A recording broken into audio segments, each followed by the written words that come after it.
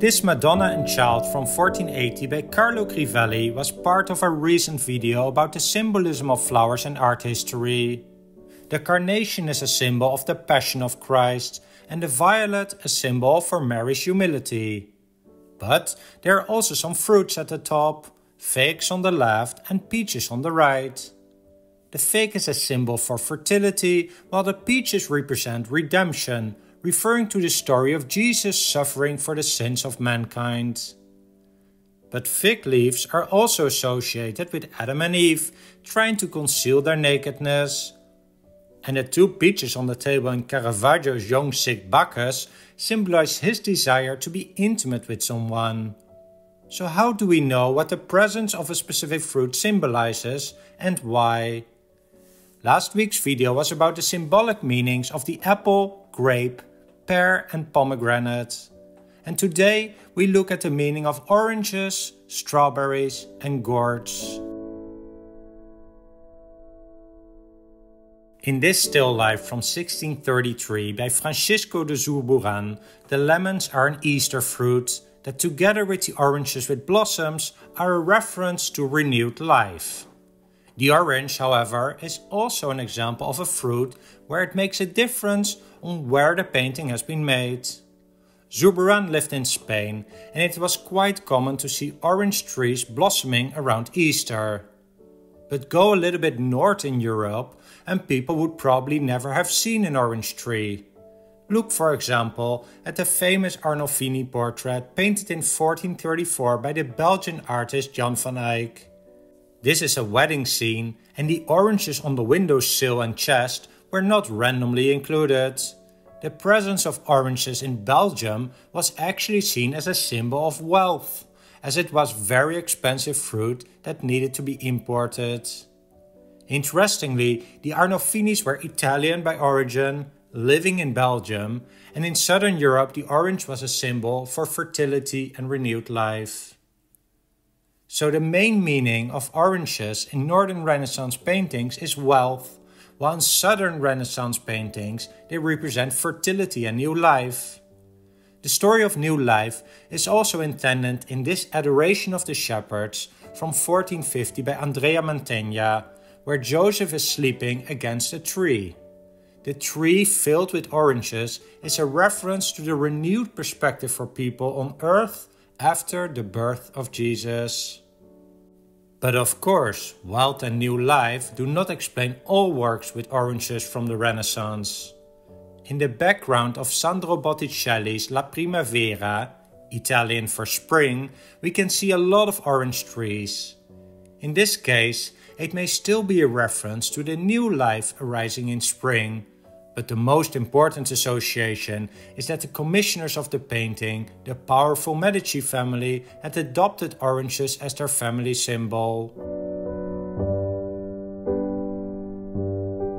On the left of the Adoration of the Shepherds, painted in 1450 by Andrea Mantegna, we can see a gourd hanging on the fence, just below the ox. And yes, the gourd is considered to be a fruit. It is a symbol for the future resurrection of Jesus and also for pilgrimage. The origin of the gourd symbolism is a biblical story about the Old Testament prophet Jonah, who was seen as a precursor to Jesus.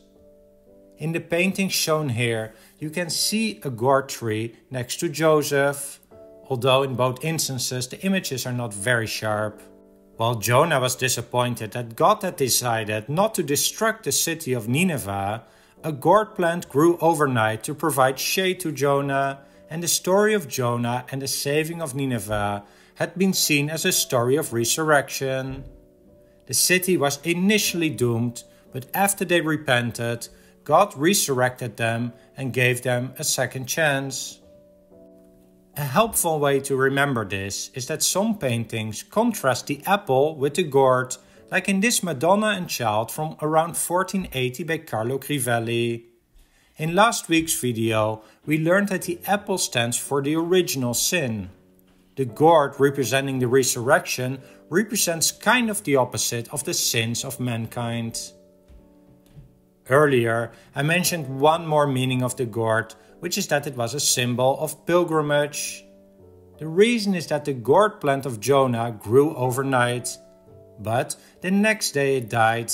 So it had been used to remind people of the transience of earthly things and that life must be a pilgrimage dedicated to God instead of earthly distractions. In the center panel of the famous Garden of Earthly Delights by Hieronymus Bosch, the earthly pleasures are captured.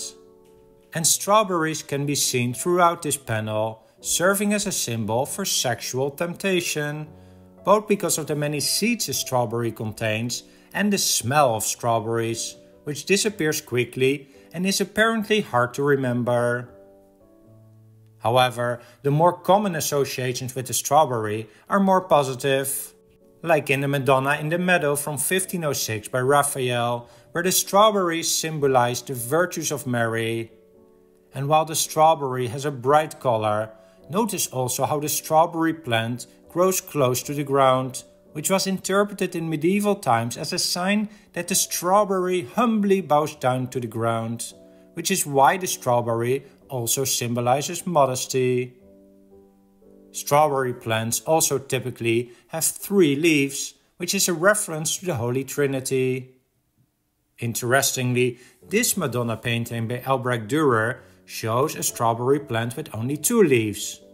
But the reasoning here is that as Jesus is holding it, the 2 leaves represent God and the Holy Spirit, while the person holding it completes the Holy Trinity. Here's another Madonna painting, painted by Sandro Botticelli around 1485, and notice the strawberries at the bottom right. Your first thought may be that this should refer to the Holy Trinity, but art history is not that straightforward, unfortunately. Here the leaves are not prominently visible, but the fruits are. And as with many red fruits and flowers, it can always be a reference to the bloodshed of Jesus and his death. And that is indeed the case here, especially because it is in combination with Jesus having his eyes closed, something quite uncommon at that time, but that strengthens the message of Jesus' future sufferings. I was planning to do a 2-part series about fruits in art history, but I received so much feedback that I may do a 3rd part. So feel free to share any historical works containing fruit about which you are curious whether they have a symbolic meaning in the comment section down below. I love to explore your suggestions.